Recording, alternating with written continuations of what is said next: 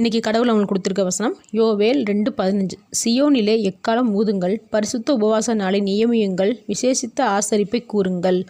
இந்த வசனத்தை கொண்டு கடவுளை மட்டும் என்ன சொல்கிற பார்ப்போம். இந்த வசனம் இஸ்ரவேலர்கள் மேலே தேவன் கடும் கோபத்தோடு இருக்கும்போது யோவேல் தீர்க்கதரிசி இஸ்ரவேலர்களை பார்த்து உபவாசம் இருந்து ஜெபிங்க, அப்போ தேவன் உங்கள் மேலே ஒருவேளை இரக்கமாய் கண்ணோக்கி பார்ப்பார்னு சொல்கிறான். அப்போ தேவனும் இவங்க மேலே வச்சுருந்த கோபத்தை விட்டு விலகுறாரு, மன்னிக்கிறாரு, செழிப்பாக வாழ வைக்கிறாரு. இங்கே உபவாசம் உண்மையாகவே உபவாசமாக இருக்கணும். அதாவது நம்ம நிறைய பேர் உபவாசம் இருந்து ஜெபிக்கிறோம்.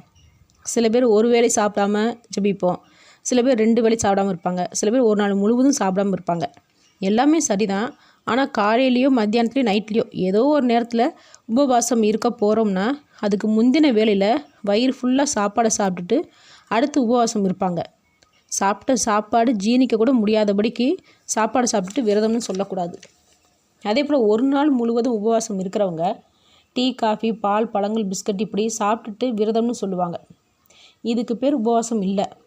உண்மையான உபவாசம் என்றது முதல்ல தேவன் மேலே நம்பிக்கை வச்சுருந்து சாப்பாட்டுக்கு முக்கியத்துவம் கொடுக்காம, நம்மளுடைய சரீரத்துக்கும் முக்கியத்துவம் கொடுக்காம தேவன் மேலே தாகமாக இருந்து ஜெபம் பண்ணுறது தான் உண்மையான உபவாசம்.